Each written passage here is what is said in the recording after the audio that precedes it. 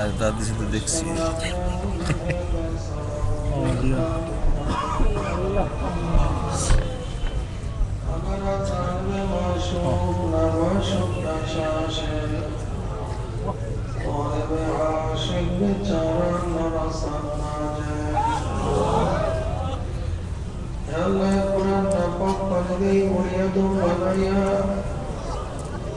কয়েকদিন ঘুরাইয়া ফিরাইয়া অন্ধকার খবর নিয়ে যাবে। এই দুনিয়ায় কাউকে থাকতে দিবেন না। ভাই বলি, বন্ধু বলি, কেউ তো আপন নয়। ছেলে বলি, মেয়ে বলি, কেউ তো আপন নয়। গাড়ি বলি, বাড়ি বলি, কিছুই তো নিজের নয়। বহুত ভাবিয়া চিন্তা দেখলাম মামা কবরে গেলে আপনি ছাড়া কেউ আপন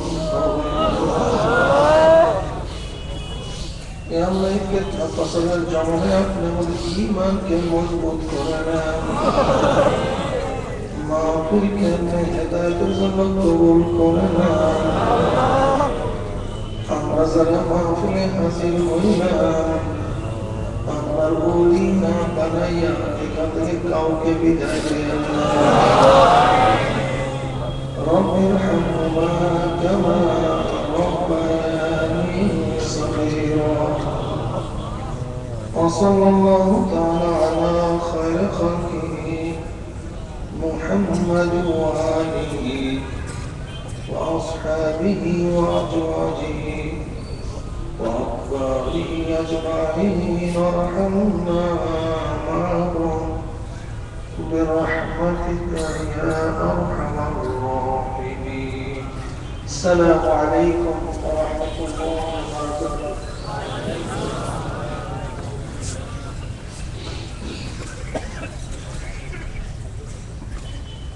الحمد لله.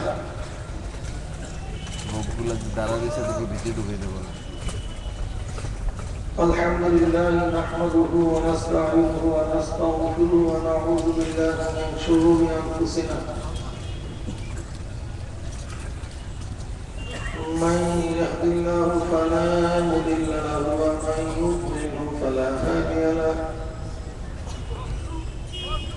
ونشهد أن لا إله إلا الله وحده لا شريك له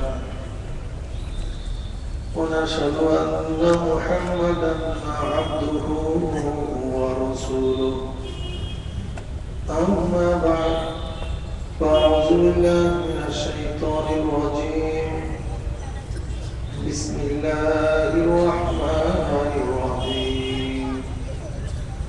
إن الله وملائكته يصلون على النبي يا أيها الذين آمنوا صلوا عليه وسلموا تسليما. اللهم صل على سيدنا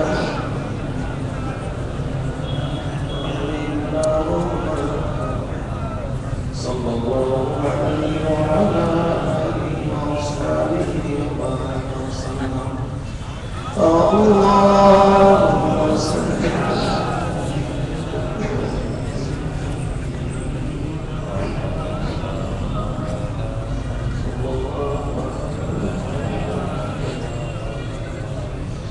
اللهم صل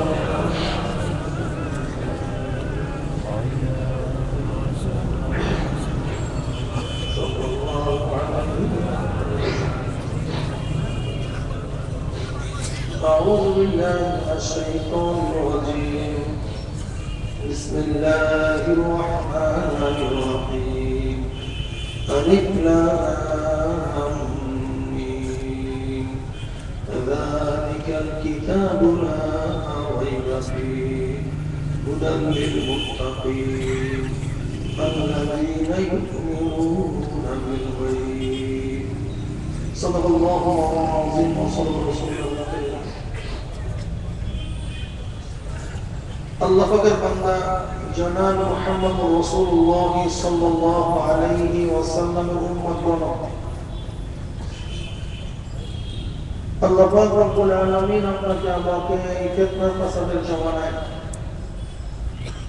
যখন तमाम দুনিয়ার থেকে ইসলাম মুসলমানদেরকে মিটিয়ে দেওয়ার ষড়যন্ত্র চলতেছে, तमाम দুনিয়ার মধ্যে ইসলাম মুসলমান থাকবে এটা আর বড়টা কি একই পাওয়ারে না বেশ বড় একজন সেটা যখন মানুষ নেকের কাজ করতেছে, গুনার কাজ এটা করতেছে, কার কি ওদের কাম কি ওদের কি মুভ হয় শুধু গুনার কাজ করেই না, গুনার কাজে প্রতিযোগিতা শুরু করছে। এই ভালো দেখো না জোরে বলে নাউযুবিল্লাহ। যে জমানায় মানুষ নেকের কাজ আশ্চর্য হয়, ক্লিয়ার গুনার কাজে স্বাভাবিক থাকে। আর ওটা একটু কালা মানে নেকের কাজে কি হয়? ইউজার এখানে বেশি সংসদ 10 সাহেব নামাজ পড়ে, ইউজার কম। মুসলমান জজ নামাজ ছাড়লে আশ্চর্য হয়ে যায়, নামাজ পড়লে আশ্চর্য হয়ে যায়। পরে আমি কনভার্ট সংসদ সিলেট জেলার ডিসি সাহেব নামাজ পড়ে, শেষ হলে রাতে মুসলমানের বাচ্চা ডিসি নামাজ ছাড়লে আশ্চর্য হয়ে যায়, নামাজ পড়লে আশ্চর্য হয়ে যায়। অডিও আরেক জায়গায় আর নামাজ পড়া নেকের কাজ, নামাজ ছাড়া গুনার কাজ। ভিডিও সহ আচ্ছা, এটা ডাউনলোড করে দিব। ওরে সুবহানাল্লাহ, এসপি সাহেব নামাজ পড়ে, মুসলমানের বাচ্চা এসপি নামাজ ছাড়লে আশ্চর্য হয়ে যায়, নামাজ পড়লে আশ্চর্য হয়ে। কি কথা বুঝেন নাই? এমপি সাহেব নামাজ পড়ে, মিনিস্টার সাহেব নামাজ পড়ে, দেখছো ছেলেটা কলেজে পড়ে দাঁড়িয়ে রাখছে, মুসলমানের বাচ্চার দাঁড়ির মধ্যে পোস্টমান আশ্চর্য হয়ে না, দাঁড়িয়ে রাখলে আশ্চর্য হয়ে। কি কি কথা ঠিক না মিথ্যা বলছি? দেখছো মেয়েটা কলেজে পড়ে বোরখা পরছে, কলেজে পড়ে ইউনিভার্সিটিতে পড়ে বোরখা পরছে, মুসলমানের মেয়ে উলঙ্গ হইয়া রাস্তায় বের হইলে আশ্চর্য হই না, বরং বোরখা বললে উলঙ্গ হইয়া রাস্তায় নামলে আশ্চর্য হই না, বোরখা বললে আশ্চর্য হই। যে জমানায় মানুষ নেকের কাজে আশ্চর্য হয়, গুনার কাজে স্বাভাবিক থাকে, সেই মুহূর্তে আল্লাহ পাক রব্বুল আলামিন আপনাকে আমাকে কোরআন এবং হাদিসের মাজলিস, আলেম ওলামাদের মাজলিস, মুমিন মুত্তাকিনদের মাজলিস, এই জাকিরিন শাকিরদের মাজলিসে আসার মতো, বসার মতো, বলার মতো, শোনার মতো তৌফিক দান করছেন। এজন্য শুকরিয়া দান আমরা সবাই বলি আলহামদুলিল্লাহ। দীর্ঘদিন পর্যন্ত মাহফিল আওয়াজ, পোস্টার, লিফলেট, মাইকিং, ব্যক্তিগত দাওয়াতের মাধ্যমে আপনাদের দাঁড়ে দাঁড়ে কানে কানে পৌঁছাবার চেষ্টা করা হয়েছে। অনেক লোকের অনেক সুযোগ সুবিধা থাকা সত্ত্বেও তারা মাহফিল আসতে পারে নাই। কতক কপাল করার চার দোকানে আড্ডার মধ্যে লিপ্ত, কেউ গান শোনার মধ্যে, টেলিভিশনের ড্যান্স দেখার মধ্যে, কেউ বা বেহুদার গল্প গুজবের মধ্যে লিপ্ত। কপাল পড়ার মাহফিলে আসতে পয়সাও খরচ হয় না, কষ্টও লাগে না, তা সত্ত্বেও কিন্তু কপাল পড়ার মাহফিলে আসতে পারে। হে কপাল পড়া বদনসিব, তোমার চাঁদ পিছানো আড্ডা তো জীবন বড়ই চলতে পারবে, একটু পরেই শুরু করতে পারবা, মাহফিল কিন্তু সবসময় থাকবে না। আবার মাহফিলের মধ্যে খোঁজ করে দেখবেন কিছু আল্লাহ পাকের বান্দা বহু দূর দূরান্ত থেকে বহু কষ্ট করে স্বীকার করে মাহফিলে হাজির হয়ে গেছে। আল্লাহ পাক রব্বুল আলামিন তৌফিক না দিলে আপনি আমি কিন্তু আসতে পারতাম না। যে আল্লাহ পাক রব্বুল আলামিন আপনাকে আমাকে ওই সমস্ত গাফিলদের অন্তর্ভুক্ত না করিয়া এই মুমিন মুত্তাকিনদের অন্তর্ভুক্ত তৌফিক দান করছেন, এর জন্য আমরা বেজান খুশি। যারা আমরা খুশি হইলাম, খুশি সে তারা দূরে সরে আলহামদুলিল্লাহ। এসব আমাদের সাহেব বর্ষায় বাবা কোন ব্যক্তি হকান ওলামাদের বয়ান শোনার জন্য বাড়ি থেকে রওনা করে বয়ান শেষে আখির মোনাজাত দিয়ে বাড়িতে চলে যায়, তার আমল নামায় 50 লক্ষ নেকের কম মিঠাই হতে পারে না। আল্লাহ পাক রব্বুল আলামিন চাইলে 50 লক্ষ কোন 50 কোটি নেক দিয়ে দিতে পারে। যে মাওলাই কারীম হযরত আবু বকর সিদ্দিক রাদিয়াল্লাহু তাআলা আনহুকে গারে সাওরা এক রাতের নেকি গোটা আসমানের তারকার চেয়ে বেশি দান করতে পারছেন, সেই মাওলাই কারীম ইচ্ছা করলে আপনাকে আমাকে এখান থেকে বিদায় দেওয়ার সময় আপনার এবং আমার আমলনামায় কোটি কোটি নেক জমা করতে পারেন কি পারেন না? তাই মাওলার কাছে দোয়া করি, মাওলাকে যেহেতু আপনি আমাদেরকে নিয়ে আসছেন, আমাদের খালি আমলনামাকে নেকের দ্বারা পূর্ণ না করিয়া কাউকে এখান থেকে বিদায় দিয়েন না। তো আল্লাহুম্মা আমিন। 3 দিন ব্যাপী চরমনায় নমুনায় সিলেট আলিয়া মাদ্রাসার সামনে মাহফিল আজকে প্রথম দিন, শেষ অধিবেশন। ইনশাআল্লাহ আমার বয়ানের পরে আমি রক্সুট হয়ে যাব, হয়তো বিশ্রামের জন্য চলে যাবো ইনশাআল্লাহ। বাকি আল্লাহ পাকের ইচ্ছা আগামীকাল ফজরের পরে ইনশাআল্লাহ আল্লাহ আমাকে হায়াতে বাঁচায় রাখলে, সহি সালামতে রাখলে এখানে জিকিরের খাস বয়ান হবে, বয়ান দেব। আমি যে আয়াত শরীফ তেলাওয়াত করছি, আল্লাহ পাক রব্বুল আলামিন কোরআনের শুরুতেই উর্দু মুকাত্তাআত দিয়ে কিছু বিচ্ছিন্ন হরফ দিয়ে কোরআনকে শুরু করেন। আলিফ লাম মিম, যার অর্থ আল্লাহ এবং আল্লাহর রাসূল ভালো জানেন, অন্য কেউ জানে না। এখান থেকে একটা প্রশ্নের জবাব আমাদেরকে নিতে হবে। অনেকেই আমরা বলি যে কোরআন শরীফ না বুঝিয়া পড়লে সওয়াব হবে না, এরকম কিছু আকীদা আমাদের আছে কি নাই? অনেক মুফাসসির এই বয়ান করেন যে কোরআন শরীফ না বুঝিয়া পড়লে কোরআন পড়ার কোনো লাভ নাই, সওয়াব নাই। এরকম কিছু মুফাসসির আছে না? আমি ওই বন্ধুদেরকে বলবো, বন্ধু আপনি আলিফ লাম মিমের কি সমুজ, কি অর্থ বুঝছেন, কি ব্যাখ্যা আপনি বুঝছেন? আপনি কোন ব্যাখ্যা বুঝতে পারছেন আলিফ লাম মিমের? তাহলে আলিফ লাম মিম তেলাওয়াত করলে সওয়াব হবে না? عن عبد بن مسعود رضي الله تعالى عنه قال رسول الله صلى الله عليه وسلم من قرأ حرفا من كتاب الله فله حسنة والحسنة بعشر أمثالها لا أقول ألف لام ميم حرف، ألف حرف لام حرف ميم حرف، رواه الترمذي। হুজুর আলাইহিস সালাম ফরমান, যে ব্যক্তি কোরআনের একটা অক্ষর তেলাওয়াত করবে আল্লাহ পাক রব্বুল আলামিন তাকে একটা নেকি দিবেন, আর প্রত্যেকটা নেকিকে আল্লাহ পাক 10 দিয়ে গুণ করে দিবেন। আল্লাহর হাবিব ফরমান, আমি এই কথা বলি না যে আলিফ লাম মিম তিনটা হরফ মিলে একটা শব্দ, একটা অক্ষর না, বরং আলিফ একটা হরফ, লাম একটা হরফ, মিম একটা হরফ। যে আলিফ লাম মিম পড়বে আল্লাহ পাক তার আমলনামায় 30টা নেকি লিখে দিবেন। তাই বুঝলাম কই আলিফ লাম মিমের তর্জমাও বুঝি নাই, এর ব্যাখ্যাও বুঝি নাই, কিন্তু আল্লাহর হাবিব আলাইহিস সালাতু ওয়াস সালাম সওয়াবের ঘোষণা করেছেন। তা আপনি যদি বলেন যে কোরআন না বুঝা পড়লে সওয়াব নাই, তা আল্লাহর হাবিবের কথা মানবো না আপনার তথাকথিত মুফাসসিরের কথা মানবো? আজীব ব্যাপার। কোরআন এমন মুজিজ, এমন এক কালাম যা বুঝে পড়লে সওয়াব, না বুঝে পড়লে সওয়াব, নিজে পড়লে সওয়াব, অন্যের থেকে শুনলেও সওয়াব, ওযুর সাথে পড়লেও সওয়াব, বিনা ওযুতে পড়লেও সওয়াব, আস্তে আস্তে পড়লে সওয়াব, একটু জোরে পড়লেও সওয়াব, নামাজের মধ্যে পড়লেও সওয়াব, নামাজের বাইরে পড়লেও সওয়াব। আল্লাহু আকবার।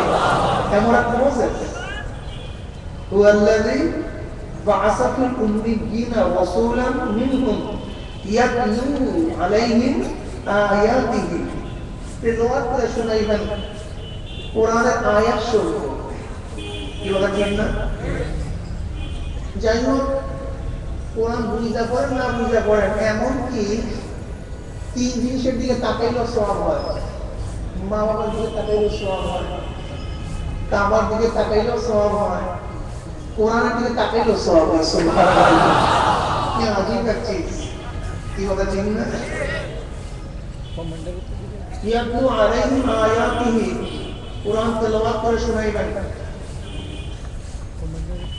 ওয়া ইউযাক্কিহিম, তাসকিয়ায়ে নফস করাবেন। ওয়া ইউআল্লিমুল কিতাব, কিতাবের শিক্ষা দিবেন। ওয়াল হিকমা এবং ব্যাখ্যা প্রদান করবেন। এই কারণেই জনাব মুহাম্মদ রাসূলুল্লাহ সাল্লাল্লাহু আলাইহি ওয়াসাল্লাম দুনিয়াতে আসছেন। যদিও আলিফ লাম মিম এর সমূহ আমাদের মধ্যে নাই, ব্যাখ্যা নাই, কিন্তু আল্লামা বাইজান রাহমাতুল্লাহ আলাইহি বলেন যে আল্লাহ রাব্বুল আলামিন এরকম বিচ্ছিন্ন হরফগুলি দ্বারা কেন কোরআনকে শুরু করছেন, এর মূল রহস্যটা কি? তিনি ইঙ্গিত করতে চান যে হে তামাম দুনিয়ার মানুষ, কোরআন নতুন কোনো শব্দে নাযিল হয় নাই, নতুন কোনো ভাষার দ্বারা কোরআন আবৃত করা হয় নাই, কোরআনকে নতুন কোনো হরফের মাধ্যমে নাযিল করা হয় নাই, বরং কোরআন এমন কিছু শব্দের মাধ্যমে নাযিলকৃত যে শব্দগুলি তোমরা ব্যবহার করো, আপসের মধ্যে যে শব্দগুলির দ্বারা কথোপকথন করো, যে শব্দগুলি তোমরা ব্যবহার করো, সেই শব্দের মাধ্যমেই কোরআন লেখা। তোমরা যে ভাষা অক্ষর দিয়ে কবিতা আবৃত্তি করো, সাহিত্য চর্চা করো, ওই সমস্ত শব্দ এবং হরফের মাধ্যমেই কোরআন লেখা। কিন্তু তোমাদের লিখনি, তোমাদের দর্শন, তোমাদের কাব্য, এর প্রথমে তোমরা এই কথা লেখার সাহস পাও নাই যে আমার কিতাবের মধ্যে, আমার দর্শনের মধ্যে, আমার গবেষণার মধ্যে কোনো ভুল নাই, এই কথা বলার কেউ সাহস নাই। কিন্তু তোমাদের পরিচিত হরফের মাধ্যমে, অক্ষরের মাধ্যমে, শব্দের মাধ্যমে আমি যে কোরআন নাযিল করছি, সেই কোরআনের প্রথমেই আমি লিখছি লা রাইবা ফিহি, এর মধ্যে কোনো সন্দেহ নেই। কোরআন লেখা হয়েছে 29 হরফের মাধ্যমে না? আলিফ বা তা সা জিম। আরবরা কথা বলতে এই সমস্ত হরফের মাধ্যমে না? তারা কবিতা আবৃত্তি করতে এই সমস্ত হরফের মাধ্যমে না? তারা সাহিত্য চর্চা করতেন এই সমস্ত হরফের মাধ্যমে না? কোরআন তো নতুন কোন হরফের মাধ্যমে, তো অপরিচিত এরকম কোন শব্দ বা অক্ষরের মধ্যে নাযিল করে না, বরং পরিচিত শব্দের মাধ্যমে নাযিলকৃত। কি কথা ঠিক না? কিন্তু গোটা দুনিয়ার মধ্যে এমন কোন দর্শন নাই, এমন কোন বই নাই, বাইবেল বলেন, ইনজিল বলেন, তাওরাত বলেন, জাবুর বলেন, মহাভারত বলেন, গীতা বলেন, রামায়ণ বলেন, বেদ বলেন, রিপোর্ট বলেন, আইনস্টাইনের গবেষণা বলেন, শেক্সপিয়ারের সাহিত্য বলেন, গোটা দুনিয়ার কেউ এই কথা বলতে পারে নাই, রবি ঠাকুরও বলতে পারে নাই, কবি নজরুলও বলতে পারে নাই যে আমার কিতাবের মধ্যে, আমার মধ্যে বইয়ের মধ্যে কোনো ভুল নাই। গোটা দুনিয়ার মধ্যে শুধু একটা কিতাব পাওয়া যায়, যে কিতাবের নাম আল কোরআন। তার শুরুতেই লেখা যালিকাল কিতাবুল লা রাইবা ফীহি। জোরে সুবহানাল্লাহ। যার মধ্যে কি নাই? ভুল নাই। রিড লা লাইন অফ সেন্স, রিডের যত অংশ আছে, শব্দ আছে, লাইক আইটেমস, এখানে ভুল নাই, সংশয় নাই, সন্দেহ নেই। বৈজ্ঞানিকদের গুরুকে আইনস্টাইন বর্তমানে তার থিওরির মধ্যে ভুল বেরিয়েছে। কি কথা ঠিক না? বৈজ্ঞানিকরা বলছে, সে বলছে আলোর চেয়ে গতি আর কিছুই নাই। এখন বৈজ্ঞানিকরা আবিষ্কার করছে আলোর চেয়ে গতি জিনিস আছে। এই থিওরির মধ্যে ভুল কি ভুল না? ডারউইন বিবর্তনবাদের মধ্যে ভুল আছে কি নাই? বৈজ্ঞানিকরা এইটা বলে, ওইটা বলে, এইটা হবে না, সেইটা হবে না। কয়েকদিন আগেও আরেকবার কিয়ামত কিন্তু বৈজ্ঞানিকরা ডিক্লার দিছিল। 5ই মার্চ ডিক্লার দিছিল, আবার 21শে ডিসেম্বর মনে হয় না, 21শে ডিসেম্বর, 21শে ডিসেম্বর মনে হয়, হ্যাঁ 21শে ডিসেম্বর, ঠিক আছে। 21শে ডিসেম্বর মতো ডিক্লার দিছিল দুনিয়া কিয়ামত হয়ে যাবে। অথচ এই বৈজ্ঞানিকরা কিছুদিন আগে স্বীকার করছিল মহাপ্রলয় বলে কিছু জিনিস নেই।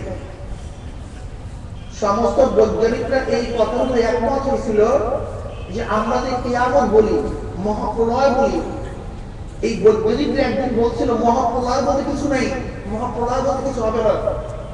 প্রাকৃতিক ভাবে দুনিয়ার সৃষ্টি, যেরকম ডারউইন বলছে মানুষ সৃষ্টির ইতিহাস কি,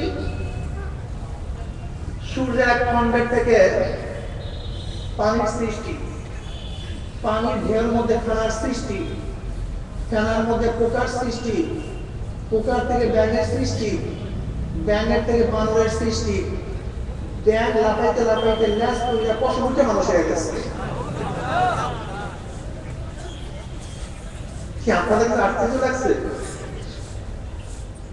বর্তমান যুগেও যারা ঢাকা ইউনিভার্সিটিতে পড়ছেন বা পড়তেছেন, দেখবেন দৈবন চত্বরে কিনারা এই আমি যে থিওরি দিছি ডারউইনের এই থিওরি অনুযায়ী বিশাল এক খ্রিস্টনি দেয়া আছে, বিশাল এরকম বিশাল খ্রিস্টনি ইউনিভার্সিটির গায়ের সাথে। ওরা বুঝাইতে চাইতেছে যে অরিজিন অফ ম্যান, মানুষের আদি উৎস মানুষ মানুষ থেকে না, বরং মানুষ জানোয়ারের থেকে। এই বিবর্তনবাদ ব্যাঙ কেমনে বড় হয়েছে, কিভাবে পরিবর্তন হয়েছে, যেরকম ব্যাঙের ছোটবেলার অবস্থা বড় হওয়ার অবস্থা এক না। ব্যাঙের বাচ্চাটা কালো ল্যাজওয়ালা, ওর সাথে আর বড় ব্যাঙের সাথে কোনো কি নাই, মিল নাই। যদি কালো ল্যাজওয়ালা ব্যাঙ পরিবর্তন নিয়ে ওই ব্যাঙে পরিবর্তন হতে পারে, যে বড় ব্যাঙের সাথে ছোট ব্যাঙের কোনো মিল নাই, তাহলে বানরের সাথে তো মানুষের হাজারো মিল আছে। তাহলে ব্যাঙ যদি পরিবর্তন হইয়া বড় ব্যাঙ হতে পারে, তাই বানরের সাথে মিল আছে, তাহলে বানর পরিবর্তন হইয়া কেন মানুষ হতে পারবে না? এই থিওরি দিয়া রাখছে, এখনো পড়াইতেছে, এবং বিশাল খ্রিস্টনি দিয়া এই বিবর্তনবাদের ছবিগুলো দিয়া রাখছে। এই প্রথম এই অবস্থা, দ্বিতীয় স্টেপ এই, তৃতীয় স্টেপ এই, চতুর্থ স্টেপ এই, ফোর্থ স্টেপ এই, এরকম দিয়া রাখছে বিশাল। ওরা মনে করে আমাদের অরিজিন, আমাদের মূল ধাতু মানুষ থেকে না, বরং আমরা জানোয়ারের থেকে। এই জন্য দেখবেন যারা মনে করে আমাদের বাপ দাদা 14 গোষ্ঠী আগে জানোয়ার ছিল, বানর ছিল, তাদের কাজের সাথে বানরের মিলও আছে, ভালো মিল আছে। কি বিশ্বাস হয় না? দেখবেন কিছু মিল, কি দেখাবো কিছু মিল। আপনারা হ্যাঁ না বললেন, হয়তো হাও বললেন অথবা নাও বললেন, কি কিছু দেখাবো? হ্যাঁটা বললেন, নয়তো আপনারা সিলেটের মানুষ, আমি বরিশালের মানুষ, ভাষার সাথে মিল নেই। আমি মনে করি লোক তুলে হাত করে চাই রয়েছে, আমার কথা বুঝে কি কথা ঠিক না। বানর বেচারা দাঁড়ায় প্রসাব করে, বৈশাখ প্রসাব করে। হ্যাঁ, যারা মনে করে আমাদের অরিজিন, আমাদের বাপ দাদা জানো বানর, তারা তো বৈশাখ প্রসাব করে না, তারা তো দাঁড়াইয়ে প্রসাব করে। কি রাস্তা করছেন?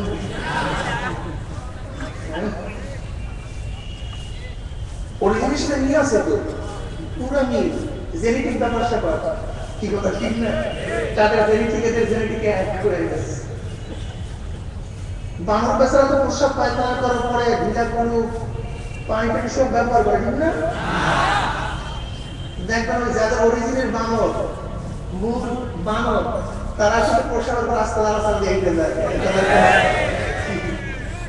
কি ঠিক আছে না? হুবাহুবি, এগুলো হুবাহুবি, কি কথা ঠিক না? বানর বেচারা তো খাওয়া দাওয়া কমিস করে খায়, কোনটা খাওয়া যায় কোনটা খাওয়া যায় না, এটা মনে হয় বৈধ না, এটা মনে হয় বৈধ, এরকম খুব পার্থক্য করে খায় না? যাদের অরিজিনাল বানর, তারা কিন্তু হালাল মাল কমিস করে খায়, কোনটা খাওয়া যায় কোনটা খাওয়া যায় না, বৈধ কোনটা বৈধ, এই কমিস ক্ষমতা তার মধ্যে নেই। বানর তো নির্দিষ্ট স্ত্রী আছে না, স্বামী স্ত্রী আছে নির্দিষ্ট, একবার বিবাহ করছে, দ্বিতীয় আর কোনো স্ত্রীকে ব্যবহার করে না বানর, বা কোনো স্বামী ব্যবহার করে না। একই স্বামী নিয়ে থাকে, একই স্ত্রী নিয়ে থাকে, ঠিক এই বানরের গোষ্ঠীও নির্দিষ্ট কোনো স্বামী স্ত্রীকে ব্যবহার করতে চায় না, তারা লিফট বিদার করে, নাউযুবিল্লাহি মিন যালিক, লিফট বিদার, যাকে ইচ্ছা তাকে ব্যবহার করে। হুবাহু বাংলার সাথে আমি আসি কি নেই, হুবাহু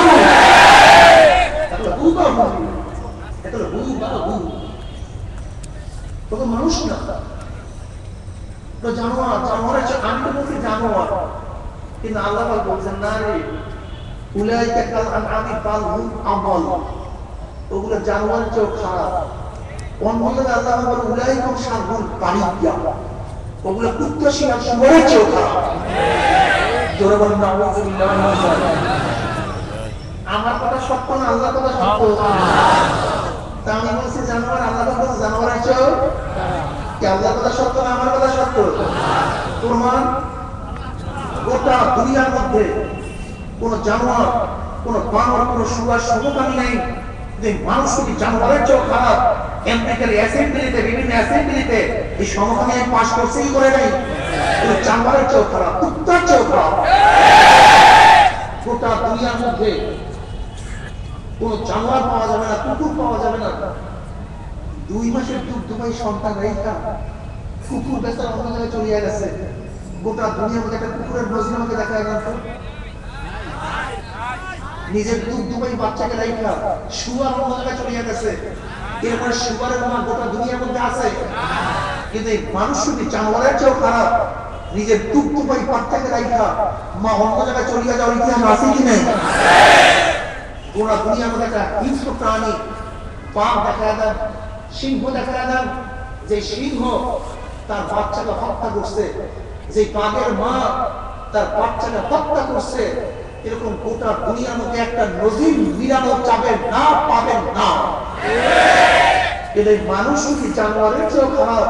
নিজের বাচ্চাকে নিজের হাতে হত্যা করে ইতিহাস আছে কি নাই? উলাইকুম শাররুল বারিয়া, আল্লাহ বলেন উচ্চশীল শুয়ারের চেয়েও খারাপ। কি বলেন না? আল্লাহ তাআলা দুনিয়াতে আসছেন কেন? কি কারণে আসছেন? এই মানুষ রূপী অমানুষদেরকে মানুষ বানাবার জন্য আল্লাহ হাবিব দুনিয়াতে আসছেন। বলেন, মানুষ রূপী অমানুষদেরকে মানুষ বানাবার জন্য আল্লাহ হাবিব দুনিয়াতে আসছেন। তিনি আবিষ্কার করার জন্য আসেন নাই, রেল আবিষ্কার করার জন্য আসেন নাই, বোমা বানাবার জন্য আসেন নাই, মিরাজ বিমান বানাবার জন্য আসেন নাই।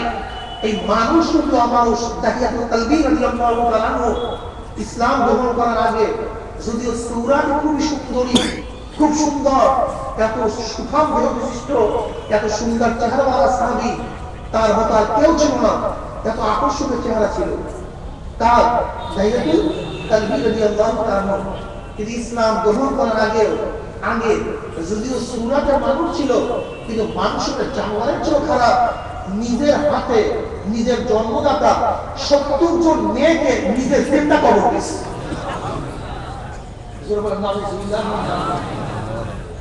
মানুষ ছিল, কিন্তু আসলে সূরাতে মানুষ জানোয়ারের চেয়েও খারাপ। কিন্তু দাহিয়াতুল কালবি রাদিয়াল্লাহু আনহু ইসলাম গ্রহণ করার পরে এই অমানুষটা এখন মানুষ হয়ে গেছে, যে যার সূরাত ধইরা হযরত জিবরিল আলাইহিস সালাম বলেছেন অধিকাংশ আল্লাহ ভাইয়ের কাছে আসতেন। যদিও সূরাতে মানুষ ছিল, কিন্তু ভিতরটা মানুষ ছিল না। এই মানুষগুলো মানুষদেরকে হাকিকতে মানুষ বানাবার জন্য আল্লাহ হাবিব দুনিয়াতে আসেন। হযরত ওমর ফারুক রাদিয়াল্লাহু তাআলা সূরাতে মানুষ কেমন মানুষ? যেই মানুষকে বললাম দিয়া সরদার দু আলম হুজুর আলাইহিস সালাতু ওয়াস সালামের কল্যাণের জন্য যা কি মানুষ, ও কি মানুষ হতে পারে? হ্যাঁ, যে গোটা আসমান জমিনের সরদার, গোটা নবীদের সরদার, সেরে তাজ, সে হুজুর আলাইহিস সালাতু ওয়াস সালামের সের আনার জন্য, সে মুবারক আনার জন্য যে যায়, যদিও সূরাতে মানুষ, কিন্তু মানুষ ছিল না। কিন্তু হুজুর আলাইহিস সালাতু ওয়াস সালামের হাত দেওয়ার পরে, ঈমান গ্রহণ করার পরে এই অমানুষ কিন্তু মানুষ হয়ে গেছে। হুজুর আলাইহিস সালাতু ওয়াস সালাম ফরমান, আমার পরে কেউ যদি নবী হইতো তাহলে ওমর নবী হয়ে যেত। দেখছেন অবস্থা কি? এই অমানুষ থেকে মানুষ বানাবার জন্যই হুজুর আলাইহিস সালাতু ওয়াস সালাম দুনিয়াতে আসছেন। আজকেও দেখবেন হুজুর আলাইহিস সালাতু ওয়াস সালাম যারা উত্তরাধিকারী আছেন, ওয়ারিস আছেন, তাদের কাছে আসার পরেও হাজারো অমানুষ তারা মানুষ হয়ে যেতেছে। ভাইও, এখানে অনেক শিক্ষিত জনতা আছেন। দুর্নীতি দমন কমিশন কেন দুদকের চেয়ারম্যানশিপ অবসর পাওয়ার পরে তার বিরুদ্ধে দুর্নীতির মামলা হবে কেন? সে তো দুর্নীতি দমন করার জন্য চেয়ারম্যান হয়েছেন, কিন্তু দুদকের চেয়ারম্যানশিপ অবসর পাওয়ার পরে তার বিরুদ্ধে বড় মামলা দায়ের হয়। কি বলে ঠিক না? কারণ আইনের মাধ্যমে দুর্নীতি ফিরানো সম্ভব না। আমি আশ্চর্য হয়ে যাই, জ্ঞানী মানুষগুলির জ্ঞান পাখি কেন, এটা জ্ঞান নাই কেন? আজকে ইফতিজি বন্ধ করার জন্য এত চেষ্টা চলতেছে, এত লেখালেখি যা চিন্তা করা যায় না। আমাদের প্রাইম মিনিস্টার আইন করলেন ইফতিজিদারদেরকে গাড়ি করতে হলে শাস্তি দেওয়া লাগবে, 14 বছর জেল দেবো, এত কিছু আইন করা হলো, প্রচার করা হলো। ইফতিজি কমছে না বাড়ছে? আর ইফতিজি উত্তীর্ণ হইয়া এখন ধর্ষণে পরিণত হয়েছে। ইফতিজি তো ধর্ষণের প্রাইমারি লেভেল, এটা প্রথম অবস্থা। এটা খাটো, এই এটা আরেকটা বন্ধ করার জন্য এত চেষ্টা সাধনা, কিন্তু বর্তমানে দিল্লিতে যে তোলপাড় হয়ে গেছে এক ধর্ষণের, সেই কেস আমাদের দেশে ঘটে ঘটে নাই। 3.5 বছরের মেয়েরা নিরাপদ না, 4 বছরের মেয়েরাও। কেন তোমরা এত আইন করতেছ, এত রুল জারি করতেছ, এত মানুষকে বিচার করতেছ, ইফতিজিং বন্ধ হবে না কেন? কারণটা কি? ইফতিজিং আইনের মাধ্যমে বন্ধ করা সম্ভব না। ইফতিজিং কিভাবে বন্ধ হবে? আল্লাহ পাক রব্বুল আলামিন আইন এবং কারণ 1450 বছর আগে লা রাইবা ফি যে কিতাবের মধ্যে সন্দেহ নাই, সেই কিতাবের মধ্যে আগেই তিনি বয়ান করে গেছেন। ইয়া আইয়ুহান নাবিয়্যু কুল লিআজওয়াজিকা ওয়া বানাতিকা ওয়া নিসাইল মুমিনিনা ইউমিনা আলাইহিন্না মিন জালাবিহিন্না যালিকা আন্না ইউরাফনা ফালা ইউযাইনা ওয়া কানা আল্লাহু গফুরার রহিমা। আসসালামু আল্লাহ আলাইকুম। রাব্বুল আলামিন কালামে পাকের মধ্যে ফরমান, ইয়া আইয়ুহান নাবিয়্যু, হে আমার নবী। আমি এই আয়াতের দ্বারা কালকে তো ওই সমস্ত ভণ্ডদের জবাব দিতে চাই। আমি তো এই সিলেট। সমস্ত ভণ্ডরা বলেন তরিকতের আচ্ছা, তাসাউফ একটা মাকাম আছে, কয়েকদিন থাকবো না? যেই মাকাম কয়েকদিন থাকবো না? উন্নীত হওয়ার পরে, উত্তীর্ণ হওয়ার পরে ওর উপরে আর পর্দা খরচ থাকে না। জোরে বলেন না।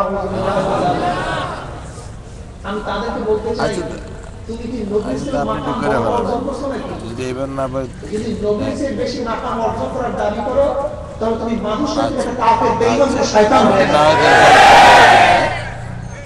আল্লাহ পাক রব্বুল আলামিন তার নবীকে বলছে, ইয়া আইয়ুহান নাবী, হে আমার নবী, কুল, আদেশ করুন, বলুন, নির্দেশ করুন আপনার স্ত্রীদেরকে, আপনার কন্যাদেরকে, মুমিন কন্যাদেরকে আপনি আদেশ করুন, নির্দেশ করুন, যখন তারা ঘরের থেকে কোনো প্রয়োজনে রাস্তার বাইরে বের হবে, ঘরের বাইরে বের হবে, বলো। যখন তারা কোনো প্রয়োজনে ঘরের বাইরে রাস্তায় বের হবে, তখন তারা যেন তাদের চাদর দিয়ে, কাপড় দিয়ে মুখকে আবৃত করে নেয়। বোরকা পরে। না না চলতেছে, কি হবে? যালিকা আল্লাহ ইউরাফনা। সম্প্রচার চলতেছে, যদি সম্প্রচার বোরকা পরে, চলতেছে, রেকর্ডিং তাহলে দুইটা কাজ চলতেছে, সব হবে। ঠিক আছে তো। এর পরিচয় লাভ করতে সুবিধা হবে।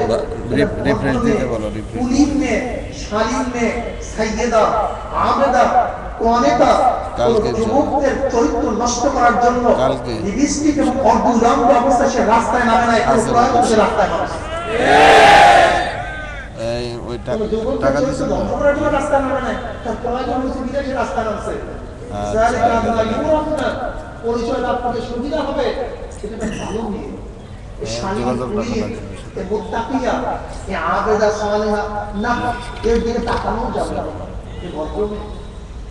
যালিকা আল্লাহ ইউরাফনা, তার পরিচয় লাভ করতে লম্বা সময় করি সুবিধা হবে। মানে যালিকা এর মধ্যে গেছে যে সন্ধ্যা দ্বিতীয় নামটা কি হবে? তাকে ইফতিজিং করা হবে না, উত্তপ্ত করা হবে না।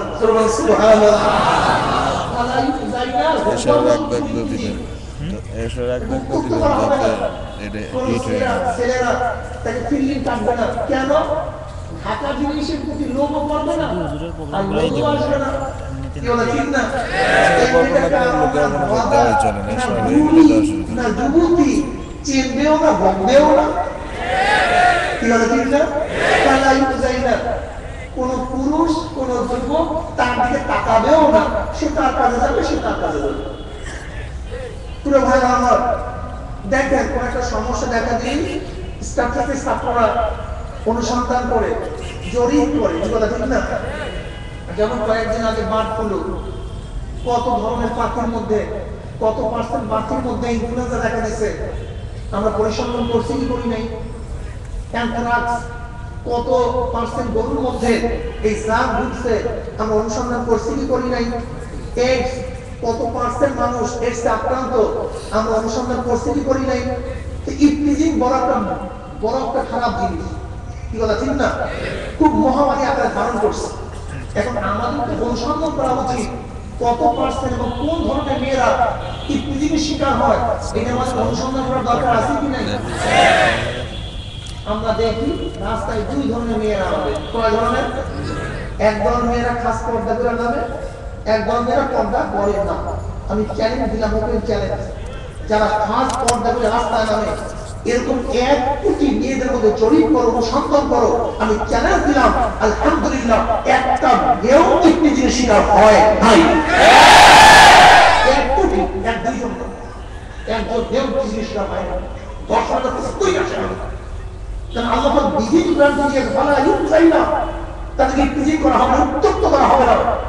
যদি গোটা দুনিয়াকে ইফতিজিং বন্ধ করতে চাও, ইফতিজিংকে ধ্বংস করতে চাও, আমি হিন্দু বুঝি না, খ্রিস্টান বুঝি না, নাস্তিক বুঝি না, ইয়াহুদি বুঝি না, মুসলমান বুঝি না, গোটা মেয়েদেরকে বোরখা পরায় বা খোদার কসম একটা মেয়েও কি জিনিস হবে না।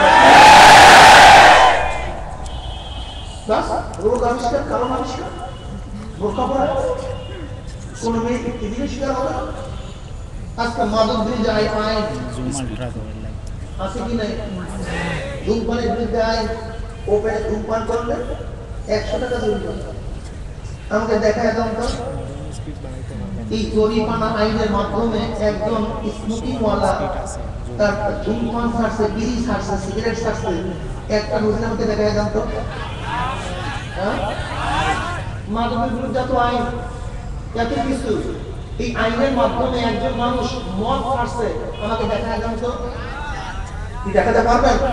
কিন্তু আল্লাহ আমাদের সোহবতে আসার কারণে চেইন স্মোকিং করতো, একের পর এক সিগারেট খাইতো, সিগারেট খাইতে জীবনকে ধ্বংস করিয়া ফেলাইছে। কিন্তু আল্লাহ আমাদের সোহবতে আসার কারণে এমন ভাবে তওবা করেছে, খাবো না সিগারেট, খাবো সিগারেট, সিগারেটের সমস্ত প্যাকেটে ভাঙা চুরমার করে খাওয়ার ইতিহাস আছে কি নাই? বেশ, তোমরা যে আইনের মাধ্যমে বন্ধ করতে পারো নাই, কিন্তু আমাদের কাছে ব্যাগ নাই, আইন নাই, ওয়ারেন্টের কাগজ নাই, পুলিশের লাঠি নাই, পিস্তল নাই, বন্দুক নাই। আসে হুজুর আলাইহিস সালাতু ওয়াস সালাম নসিহত, ওই নসিহতের কারণে হাজারো চেইন স্মোকিংওয়ালা, ধূমপানওয়ালা তার ধূমপান ছাড়িয়া আল্লাহ ওয়ালা হয়ে গেছে। হাজারো লক্ষ না আর খাবো না, মদের বোতল ভাঙা চুরমার করে খাওয়ার ইতিহাস আছে কি নাই? বেশ ভালো কথা। মদ বন্ধ করতে চাও, ধূমপান বন্ধ করতে চাও, আইন করে দাও। গোটা মানুষদেরকে প্রতিদিন 1 ঘন্টা ওলামাদের সোহবতে থাকতে হবে। কি ভাবতেছেন? দুর্নীতি বন্ধ করতে চান? আসলে সব মুক্ত চোখ কথা, কেউ দুর্নীতি বন্ধ করতে চায় না, অথচ দুর্নীতি বন্ধের আড়ালেই তারা বড় দুর্নীতিবাজ। বন্ধ করতে চান? আমার কাছে থিওরি আছে, ওলামাদের কাছে থিওরি আছে। এই থিওরি অনুযায়ী বাংলাদেশ 5 বছর চালান, এরপর যদি 1% দুর্নীতি না চলে আসে, তার জিব্বা কাটিয়ে দিবে। আমাদের থিওরি চালান 1 বছর, 5 বছর চালান, দর্শন থাকবে না, গুম থাকবে না, হত্যা থাকবে না, মামলা থাকবে না, ডাকাতি থাকবে না, খুন থাকবে না, কিচ্ছু থাকবে না। মানুষ নিয়ে সব জান্নাতে পরিবেশ থাকবে, কোনো শব্দ হবে না। উদাহরণ দেবো নাকি? আমাদের দেশে magistrate court, munsif court, ADM court, sub জজ কোর্ট, জজ কোর্ট, হাই কোর্ট, সুপ্রিম কোর্টের চেম্বার বেঞ্চ, ওপেন বেঞ্চ, এত বেঞ্চ, এত কোর্ট।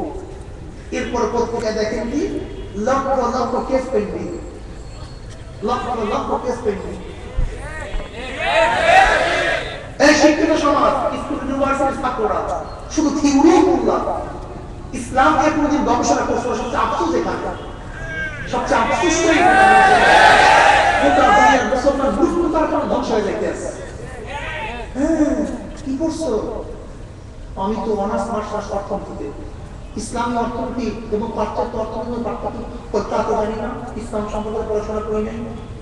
কি করছো? তুমি রাষ্ট্রবিজ্ঞানে অনার্স মাস্টার্স। যদি বলি কমিউনিজম, সোশ্যালিজম, ক্যাপিটালিজম, ডেমোক্রেসি, ইসলাম বাদের মধ্যে পার্থক্য বলো তো? তা তো জানি না।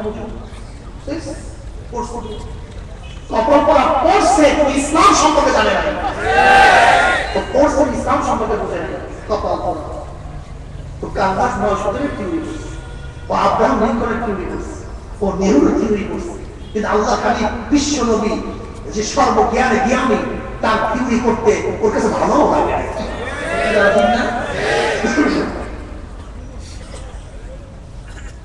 আপনি এবং আমি যেই দেশটাতে বাস করি, সেই দেশটা এরিয়া হলো 56,000 বর্গ মাইল। কত হাজার বর্গ মাইল? ওমর ফারুক রাদিয়াল্লাহু আনহু যে দেশের প্রাইম মিনিস্টার ছিলেন, প্রেসিডেন্ট ছিলেন, খলিফাতুল মুমিনিন ছিলেন, সেই দেশটার এরিয়া ছিল 2.25 কোটি বর্গ মাইল। নিজেই প্রাইম মিনিস্টার, প্রেসিডেন্ট আমার নিজেই প্রধান বিচারপতি, কোন কেস পেন্ডিং নেই। আজীব ব্যাপার, কোন কেস পেন্ডিং নেই, কারণটা কি? আর আমাদের দেশে এত কিছু হওয়া সত্ত্বেও পুলিশ, র্যাব, কুবরা, মিলিটারি, সিআইডি, ডিআইজি, এনএসআই কোনো হদ নাই, সীমা নাই, সংখ্যা নাই। এরপরও দুর্নীতি, খুন খারাপিয়া কারণটা কি?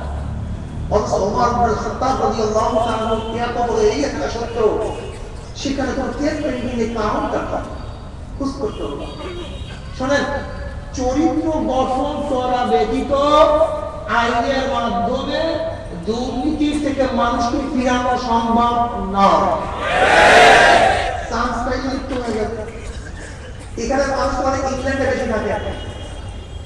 কয়েকদিন আগে দেখেন না, ইংল্যান্ডের জন্মের সুযোগ পাইছিল, গোটা ইংল্যান্ড সব লুটপাট করে ফেলাইছে, সব চুরি করে টাকা দিয়ে ধপ করে ফেলাইছে। দেখেন না, আইনের মাধ্যমে কন্ট্রোল করছে, কিন্তু চরিত্র গঠন না হওয়ার কারণে চান্স পাইছে, চুরি লুটপাট করছে। কি কথা ঠিক না? আপনার হয়তো আইনের মাধ্যমে কিছু সময় ফেরাতে পারবেন, কিন্তু যখন আইনের ফাঁক দিয়ে কাজ করতে পারবে তখন সে ওই চরিত্রহীন কাজ করবে। কি কথা ঠিক না? হ্যাঁ, মানুষের চরিত্র গঠন করিয়া দেন, মানুষকে আদর্শবান করেন, নীতিবান করেন, মামার ভয় ঢুকাইয়া দেন, তাহলে কি হবে? এই গোডাউন ভরা, এই যত বড় প্যান্ডেল বা সিলেট শহর জুড়ে যদি টাকা হাজার হাজার হাজার কোটি কোটি বিলিয়ন ডলার থাকে, একজন আল্লাহর হাতে যদি চাবি দিয়ে দেন যে আল্লাহ তোমার কাছে আমানত রাখলাম, আপনি 5 বছর পর আইসেন, সেখান থেকে হাজার কোটি টাকা করাইলো, ধরার কেউ নাই, কেস হওয়ার সম্ভাবনা নাই, কেউ নিন্দাও করবে না, কিন্তু একমাত্র আল্লাহ দেখবে। এরকম একজন মুত্তাকির হাতে চাবি সুবর্দ করিয়া যান, আপনি নিশ্চিত থাকেন 5 বছর পরে আসলেও সেখান থেকে একটা টাকাও চুরি হওয়ার কোন সম্ভাবনা নেই।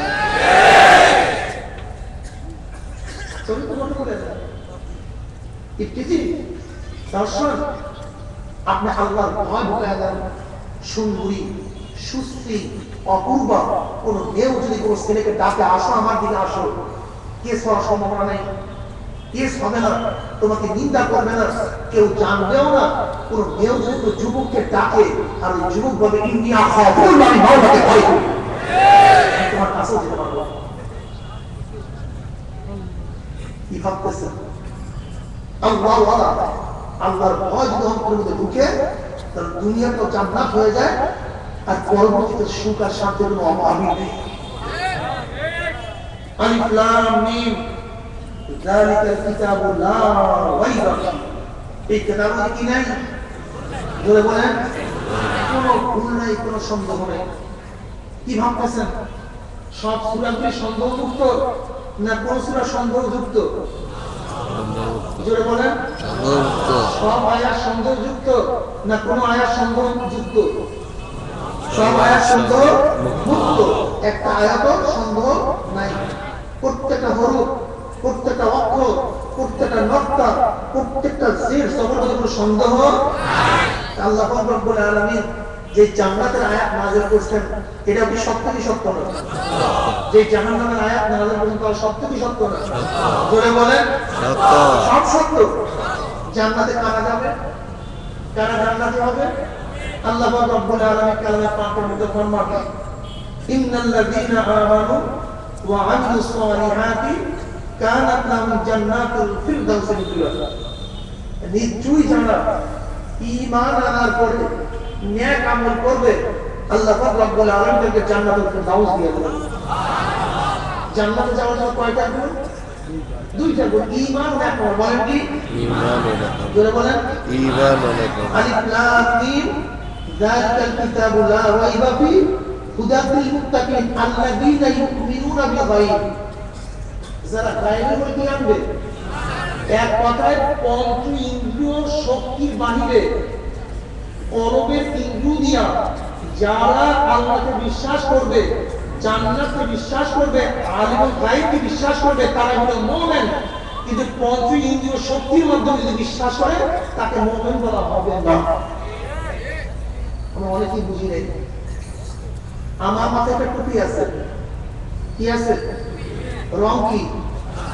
বিশ্বাস আছে? এই যে সাদা মাথা আছে, এই বিশ্বাসটা কিভাবে হয়েছে?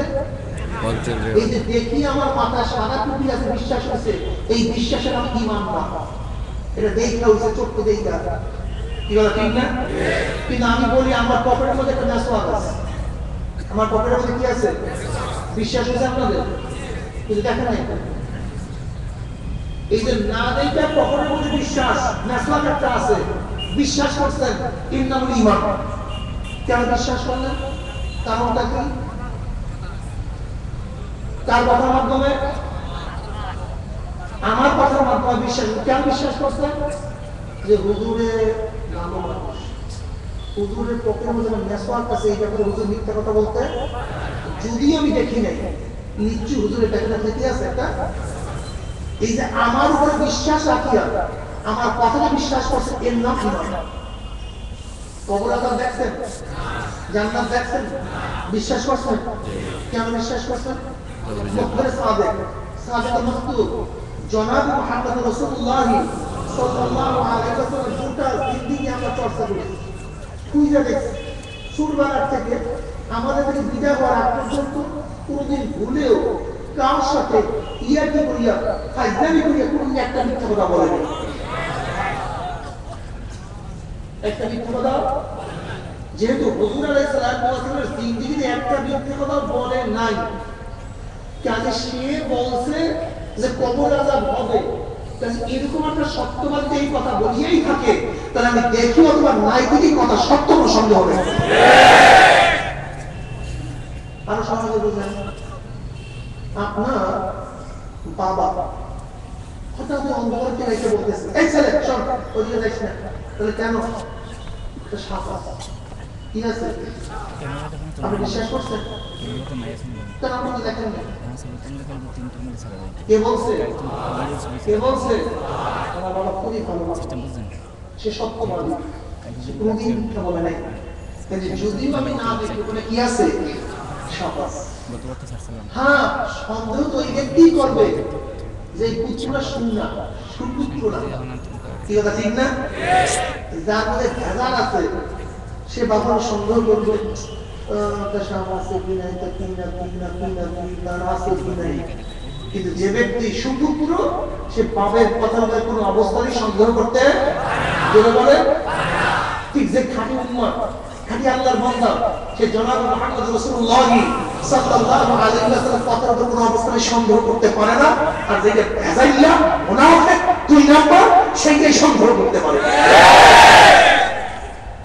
এই যত সন্দেহ দরকার, কোরআন কি ঠিক না নাকি, হাদিস ঠিক না নাকি, মনে করবেন প্রত্যেকের মধ্যে নিপাত আছে। ফি কুলুবিহিম মারাদুন ফাযাদাহুল্লাহু মারাদা, ওদের অন্তরে রোগ আছে, স্বচ্ছ রোগ, স্বচ্ছমাপন না। এই যে না দেখে বিশ্বাস করছেন আল্লাহ আছে, জান্নাত আছে, জাহান্নাম আছে, আলিমুল গায়ব, এই গায়ব উপরে বিশ্বাস করার নাম হলো ঈমান। যেটা এর নাম কি? এই ঈমান আবার তিনটা জিনিসের সমন্বয়। অন্তরে বিশ্বাস করা, বিশ্বাস অনুযায়ী স্বীকার করা, বিশ্বাস ও স্বীকার অনুযায়ী কাজ করা। এই তিনটা জিনিসের সমন্বয় কি? বলেন, অন্তরে বিশ্বাস করা, বিশ্বাস অনুযায়ী স্বীকার করা, বিশ্বাস ও স্বীকার অনুযায়ী কাজ করা। হযরত ইমামে আযম আবু হানিফা রাহমাতুল্লাহ আলাইহি বলেন, অন্তরে বিশ্বাস করা এগুলো ভিত্তি, মূল স্তম্ভ, আর মুখে স্বীকার করা, কাজে পরিণত করা, এই দুইটা হলো শর্ত। যাই হোক, যদি শর্ত পাওয়া না যায়, হুকুম পাওয়া যায় না। যেরকম আমি বললাম, কেউ যদি এখানে আসেন তাহলে 500 টাকা দেব, তাহলে 500 টাকা পাওয়া এবং না পাওয়া কিসের শর্তের ভিত্তিতে? যদি আসেন পাবেন, যদি না আসেন তাহলে আশা, এই জন্য শর্ত। আর এই শর্ত পাওয়া না গেলে 500 টাকাও পাওয়া যাবে না। ঠিক তত শর্ত পাওয়া না গেলে হুকুমও পাওয়া যায় না। তাহলে অন্তরে বিশ্বাস, এটা তো রোকন ঠিকই, কিন্তু স্বীকারোক্তি এবং কাজে না পাওয়া গেলে তাকে ঈমান বলা, মুমিন বলা।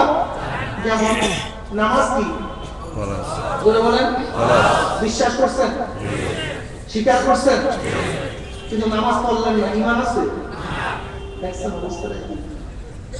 রোজা কি বিশ্বাস করেন, স্বীকার করেন, কিন্তু রোজা রাখলেন না, ঈমান আছে? এর জন্য আল্লাহ পাক রব্বুল আলামিন কালামে পাকের মধ্যে ফরমান ইন্নাল্লাযীনা আমানু ওয়া আমিলুস সালিহাতি কানাত লাহুম জান্নাতুল ফিরদাউসি নুজুলা। নিশ্চয়ই যারা ঈমান আনার পরে নেক আমল করে, ফাকাত ঈমান, শুধুমাত্র ঈমান, ঈমান ওয়ালাকে প্রথম অবস্থায় জাহান্নাম থেকে বাঁচাইতে পারবেন না। এই কথাটা আমি তাহলে জবাব দিতে চাই যারা বলেন হুজুর নামাজ না পড়লে কি হবে, আমার ঈমান মজবুত আছে, এরকম 10,000 আছে কি না? থাক তোর ঈমান দিয়া, তোর ঈমানে তোকে জাহান্নামের আগুন থেকে বাঁচাতে পারবে না। কি কথা ঠিক না? ইন্নাল্লাযীনা আমানু ওয়া আমিলুস সালিহাত, নিশ্চয়ই যারা ঈমান আনার পরে কি করবে, নেক আমল করবে।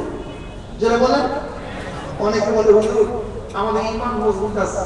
হ্যাঁ, ঈমান থাকলে একদিন না একদিন তুমি জাহান্নামের আগুন থেকে বাঁচতে পারবা, কিন্তু তোমার পিঠের চামড়া থাকবে না। তা আবার কেন? বিভিন্ন কেসে একজনের 130 বছর জেল হয়ে গেছে, এরকম হয় না? কিন্তু যাবজ্জীবন হয় না, নির্দিষ্ট সংখ্যা। হায়াতে বাঁচলে একদিন না একদিন 130 বছর পর বের হইতে পারবে, যদি 130 বছর পরে লোকটা যখন বের হবে, এই লোকটা কোনো কাজে লাগবে? ঈমান থাকার কারণে আবাদুল আবাদ জাহান্নামী হবে না, সেটা মুশরিক না, কাফের না, মুনাফিক না, কিন্তু বিভিন্ন গুনাহ করার কারণে শাস্তি হয়ে গেছে। যেরকম এক ওয়াক্ত নামাজ ইচ্ছা করে কাজা করলে তার জেল হয়ে গেছে 2,88,00,000 বছর। যারা বলেন না আল্লাহুবিল্লাহ, এক ওয়াক্ত নামাজ ইচ্ছা করে কাজা করলে কয় কোটি? হ্যাঁ, যদি ঈমান আছে এই এক ওয়াক্ত নামাজ কাজা করার কারণে 2,88,00,000 বছর জাহান্নাম ভোগ করার পরে একদিন না একদিন জান্নাতে আসতে পারবে। কিন্তু জাহান্নামে কি একটা দিনের আযাব সহ্য করার ক্ষমতা কারোর আছে? কিভাবে নামাজ কাজা করে, কিভাবে বাদাম খেয়ে নামাজ কাজা করতেছেন? কোরআনকে বিশ্বাস করেন না? এর জন্য আল্লাহ বলেন ইন্নাল্লাযীনা আমানু ওয়া আমিলুস সালিহাতি কানাত লাহুম জান্নাতুল ফিরদাউসি নুজুলা। শুধুমাত্র ঈমান, ঈমানওয়ালাকে প্রথম অবস্থায় জাহান্নাম থেকে বাঁচাইতে পারবে না। এর জন্য আল্লাহ রব্বুল আলামিন যত জায়গায় ঈমানের কথা নিয়ে আসছেন, সাথে সাথে নেক আমলের কথা নিয়ে আসছেন। ওয়াল আসর ইন্নাল ইনসানা লাফি খুসর ইল্লাল্লাযীনা আমানু ওয়া আমিলুস সালিহাত والتين والزيتون والطور سينين وهذا البلد الأمين لقد خلقنا الإنسان في أحسن تقويم ثم رددناه أسفل سافلين। তারপর বলেন এ যুবক বাবারা, আমার মুরব্বী বাবারা, যারা শুধু মনে করে হুজুর আমাদের ঈমান মজবুত আছে, তোমার ঈমানই তোমাকে জাহান্নামের আগুন থেকে বাঁচাইতে পারবে না যতক্ষণ পর্যন্ত ঈমানের সাথে নেক আমল না করবা। যদি ঈমানের সাথে নেক আমল করিয়া মাওলার দুনিয়া থেকে বিদায় হইতেই পারো, যখন মুমিন মুত্তাকিরা দুনিয়া থেকে বিদায় হয়ে যাবে, আল্লাহ রাব্বুল আলামিন জানান ফেরেশতারা আমার বান্দা বান্দী কোন জান্নাত কামাই করছে খবরদার ওই জান্নাত না দেখাইয়া রূহটাকে কবজ করিস না। খোদার কসম করিয়া বলিয়া দিয়া যারা আল্লাহ পাকের মুমিন বান্দা বান্দী হঠাৎ দেখবে জান্নাতের দরজাগুলি টাস টাস করে খুলিয়া গেছে। জান্নাতের নাজ নিয়ামত তার চোখের সামনে হাজির হয়ে যাবে। কখন যে রূহ বের হইয়া যাবে আল্লাহ পাকের মুমিন বান্দা বান্দী কোনো কিছু টের করতে পারবে না। জোরে বলেন সুবহানাল্লাহ। আল্লাহ পাকের মুমিন বান্দা বান্দী কবরে যাওয়ার সাথে সাথে আল্লাহ পাক বলবে ওয়া আফরিশুল ফরাশা মিনাল জান্নাহ ওয়া আলবিসু মিনাল জান্নাহ। এ ফেরেশতারা আমার বান্দা বান্দীর কবরের মধ্যে জান্নাতের বিছানা বিছায়া দাও, ওর গায়ের মধ্যে জান্নাতের পোশাক লাগায়া দাও। জান্নাতের নাজ নিয়ামতের কবরটা ভরিয়া যাইবে। কখন যে কবরের সময় চলিয়া যাইবে আল্লাহ পাকের মুমিন বান্দা বান্দী কোনো কিছু অনুভব করতে পারবে না। এরপরে কিয়ামতের ময়দান, কিয়ামতের ময়দানে আল্লাহ পাকের মুমিন বান্দা বান্দী কিয়ামতের ময়দানে উঠবে। يوم لا يخزي الله النبي والذين آمنوا معه نورهم يسعى بين أيديهم وبأيمانهم يقولون ربنا أتمم لنا نورنا واغفر لنا إنك على كل شيء قدير। আল্লাহ পাকের মুমিন বান্দা বান্দীরা কিয়ামতের ময়দানে উঠবে। তাদের ডাইনে নূর, বামে নূর, সামনে নূর, চারিদিকে নূর আর নূর, নূরের মধ্যে দৌড়াইতে থাকবে। পুসরাত পার হইয়া মাওলার জান্নাতে চলিয়া যাইবে। অশান্তি কি জিনিস আর কোনদিন দেখবে না। কিন্তু হে যুবক বাবারা, হে পর্দার মা বোনেরা, হে গুনাহগার বাবা, শুনাইয়া দিয়া যায়, মানু আর নাম তুমি বুঝবার, তোমার মাওলাই বুঝবে। নাফরমান বদমাশ বেঈমান যখন মৃত্যু বিছানা আসার খাইয়া পড়িয়া যাইবে, আল্লাহ পাক রব্বুল আলামিন ডাক দাও ফেরেশতারা, এই নাফরমান কোন জাহান্নাম কামাই করছে, খবরদার জাহান্নাম খানা না দেখাইয়া রূহটা কবজ করিস না। হঠাৎ নাফরমান স্বপ্নের মধ্যে দেখতে পারবে জাহান্নামের দরজা টাস টাস করে খুলে গেছে, জাহান্নামের আগুন ধাউ ধাউ ধাউ ধাউ করে জ্বলতে আছে। আজরাইল আলাইহিস সালাম মাথা আসমানে পাউটার জমিনে এক হাত মাসিক আর এক হাত নাক দিবে, নীরবের দিঘির মতো বড় বড় দুইটা চক্ষু, তার সমস্ত পশমের গোড়া দিয়ে শুধু আগুনের ঝিলকি বাই হইতে আছে। আল্লাহ মামারে, বিপদে পড়লে মানুষের হুঁশ থাকে না। যেরকম 10 তলার বিল্ডিং এর নিচের তলাতে আগুন লাগে, কি কার আগে নামবে পারাপারি করতে গিয়ে মানুষ কিন্তু বেশি মারা যায়। এ যুবক বাবারা, হে পর্দার মাওলানা শিক্ষিত বাবারা, আজরাইলকে যখন নাফরমানরা দেখবে তাদের হুঁশ থাকবে না। আজরাইল সালাল্লাহু সাল্লাম গোসা হইয়া রূহের উপরে এমন থাবা মারবে, থাবা শুনে করে যাবে বলে সিরিয়া সিরিয়া নিয়ে যাইব। এই দুনিয়াতে তোমাকে আমাকে আর কেউ রাখতে পারবে না। আল্লাহ তুমি মাফ করিও না। বাবার দুনিয়াটা স্বপ্নের মতো, কবে জন্ম হইলাম, কবে দাঁত উঠলো, আবার কবে দাঁত পড়িয়া গেল, আবার কবে দাঁত উঠলো, কবে চেহারার মধ্যে দাড়ি উঠলো, আবার কবে কোন রং তুলি কাঁচা দাড়ির মধ্যে সাদা রং লাগানো শুরু করলো। বাবা আজকে আমার খেলার সাথী নাই, লাইব্রেরি অনেক ছাত্রই আজকে দুনিয়াতে নাই। বাবা তুমি আমিও দুনিয়া থেকে বিদায় হইয়াই যাব, কিন্তু কি নিয়ম করছো? ওই সাদেকুল মাসদুক মুখবির সাদেক জনাব মুহাম্মদ রাসূলুল্লাহ সাল্লাল্লাহু আলাইহি ওয়াসাল্লাম ফরমান, বাবা যারা নবীকে মানো তাদের কাছে আমার বয়ান, আর যারা নবীকে মানে না তাদের কাছে আমার কোনো বয়ান নাই। তুমি তোমার পথে চলো, আমাকে আমার পথে চলতে দাও। আল্লাহর হাবিব আলাইহিস সালাম ফরমান, কোন নাফরমানের কবরের দুই পাশের মাটি এমন করে চাপ মারবে, চাপাস করে এক পাথর হাতে আর এক পাথর লাগিয়ে ফেলবে, তারপরে সন্ধ্যা করবি, ওই আযাব তো কেউ সহ্য করতে পারবো না। বাবারে এমন কোন হাদিসের কিতাব নেই, হাদিসের কিতাবের মধ্যে কবর আযাবের ভয় আল্লাহর হাবিব করেন নাই। এরকম কোন হাদিসের কিতাব আমাকে দেখাইতে পারবো না। বাবারে কত আল্লাহ কত কবর আযাব দেখছে। বাবারে বাংলাদেশের বিভিন্ন জায়গায় ঘুরি, কত আজীব গরিব কত ঘটনা শুনি রে বাবা।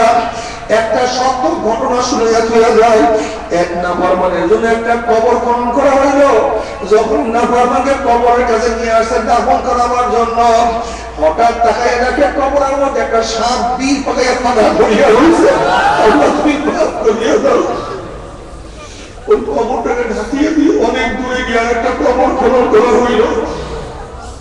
যখনই না বাবাকে নিয়ে আসছে দাফন করার জন্য, হঠাৎ তাকাইয়া দেখে আগের সাথে কবরের মধ্যে দেখা যায়। তখন বলুন ধাক্কা দিয়ে চালা দিয়ে চাপা মাটি দিয়ে সবাই ছড়িয়ে গেছে। বাবারে 2 সফর আগে আমি কিশোরগঞ্জে গেলাম নিকলিতে মাহফিল করার জন্য। কিশোরগঞ্জ নিকলিতে এক ইন্ডিয়াকে দাফন করছে। আল্লাহ তুমি মাফ করিও না। ওই লিডারের কবর বাঁধাবার জন্য যখন মানুষ গেছে, কবরের কাছে যাইয়া যখন কবরের কাছে পাড়া গেছে, এমন বড় মানুষের তার মধ্যে ফুস ফুরিয়ে গেছে। কোরআনের সব সত্য, প্রথম থেকে শেষ পর্যন্ত সব সত্য, কোনো সত্য নাই। নেককারের জন্য জান্নাত, নেককারের জন্য জান্নাত, কোনো সন্দেহ নাই। নেককারের জন্য কিয়ামতের মাঠে আল্লাহর আরশের নিচে ছায়া, কোনো সন্দেহ নাই। নেককারদের আমল আমার গায়িবাতে করিয়া দেবে, কোনো সন্দেহ নাই। কিন্তু গুনাহগারদের জন্য যে আযাবের ভয় আল্লাহ করছে তাদের কোনো সন্দেহ নাই ওই আযাব তো কেউ আমরা সহ্য করতে পারবো না। বাবার এই কবরের মধ্যে হাজার হাজার বছর থাকতে হবে, এরপরে আল্লাহ রাব্বুল আলামিন কিয়ামতের ময়দান কায়েম করবে। বাবার সারাদিন দুনিয়ার চিন্তায় চিন্তায় জীবনটা ধ্বংস করিয়া ফেলাইছ, সারাদিন ব্যবসা বাণিজ্য দুনিয়ার উন্নতি এই চিন্তায় চিন্তায় জীবনটাকে ধ্বংস করিয়া ফেলাইছ রে বাবা। কিয়ামতের মুরাকাবা করার কোনো সময় তো পাইলা না, কোনো সময় তো পাইলা না বাবা। ও ছাত্র বাবারা, যুবক বাবারা, তরুণী বাবারা, পর্দার মা বোনেরা, আমি অনুরোধ করতেছি কয়েকটা মিনিটের জন্য দুনিয়ার চিন্তা সব দূর করিয়া কয়েকটা মিনিটের জন্য কিয়ামতের মুরাকাবা করিয়া দেখো না বাবা। আজকে দুনিয়া থেকে সূর্য 9 কোটি 30 লক্ষ মাইল দূরে, এই 9 কোটি 30 লক্ষ মাইল দূরের থেকে গরমের দিনে সূর্য যখন গরম দেওয়া শুরু করে আমরা কেউ সহ্য করতে পারি না। সূর্যের গরমে 2-3 ফিট পুকুরের পানি গরম হইয়া যায়, রাস্তার পিচ গলিয়া যায়, কোন একটা মানুষকে হাত পা বাঁধিয়ে যদি টিনের চালে করে ফালাইয়া দেওয়া হয় 1 ঘন্টা পরে সে মারা যাবে। 9 কোটি 30 লক্ষ মাইল দূরের সূর্যের গরমে যদি পানি গরম হইয়া যাইতে পারে, রাস্তার পিচ গলিয়া যাইতে পারে, মানুষ মারা যাইতে পারে, কিয়ামতের ময়দানে আল্লাহ পাক রব্বুল আলামিন এত উঁচা সূর্যটাকে 1 হাত বা সোয়ার মাথার উপর ভুর করে ফালাইয়া দিয়া আল্লাহ পাক রব্বুল আলামিন ডাক দিল, সূর্য তোর মধ্যে যত গরম আছে সমস্ত গরম সারিয়ে দে, নাফরমানরা বুঝুক আমি মাওলা কেমন। সূর্য মাওলার হুকুম পায়ে এমন ভাবে গরম দেওয়া শুরু করবে, সূর্যের গরমে মাথা টাস টাস হয়ে ফাটিয়া যাবে, মামার মাথার মধ্যে উঠলে থাকবে না, কেবল মুখে মামার গরুয়ে গরুয়ে পড়তে থাকবে, কোন মানুষ দাঁড়াইতে পারবে না, মানুষ শুধু লাফাইতে থাকবে। বাবা এই দুনিয়াতে কয়দিন বাঁচব? 30 বছর, 40, 50, 60, 70 বছর। আর কোন মোল্লা মৌলবীর কথা না, কোন পীর হুজুরের কথা না, কোন আল্লাহ রাব্বুল আলামিন সত্য কালামে পাকের মধ্যে পড়ব। ওই কিয়ামতের ময়দানে সূর্যের গরমের নিচে শুধু দাঁড়াইয়া থাকতে হবে 50,000 সানা, 50,000 বছর, 50,000 বছর।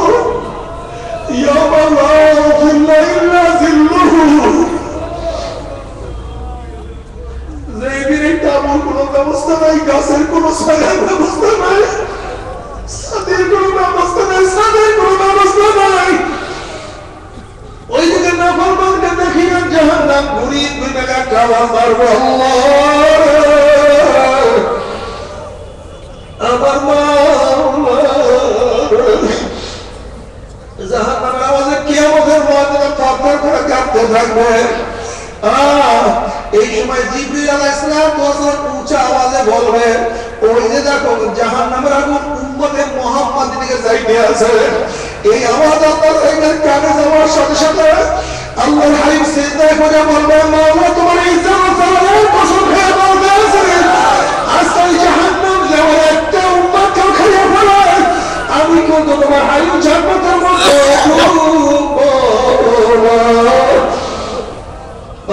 আল্লাহর হাবিব কঠিন মুহূর্তেও তোমাকে আমাকে ভুলবে না।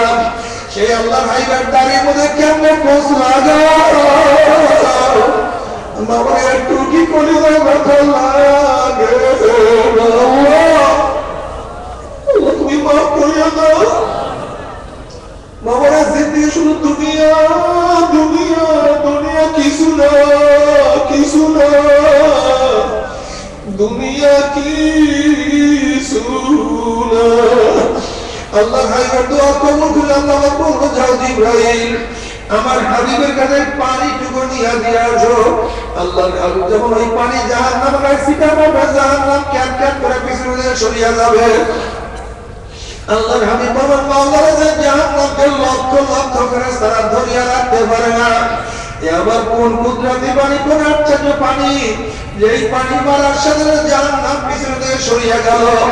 আল্লাহ পাক ডাক দিলেন, আমার হাবিব গো এই পানি কোন আশ্চর্য পাই না, কোন কুদরতি পানি না, এই পানি হলো তোমার গুনাহের উম্মতের চোখের পানি।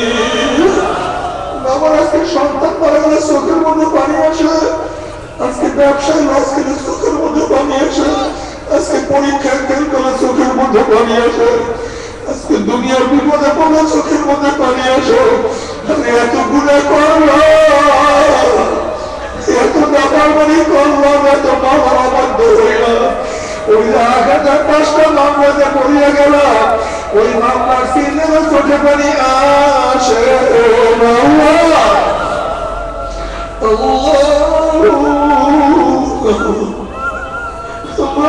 কি বলবো, অথচ আল্লাহর হাবিব আলাইহিস সালাতু ওয়াস সালাম হাদিসের মধ্যে ফরমান ইবকু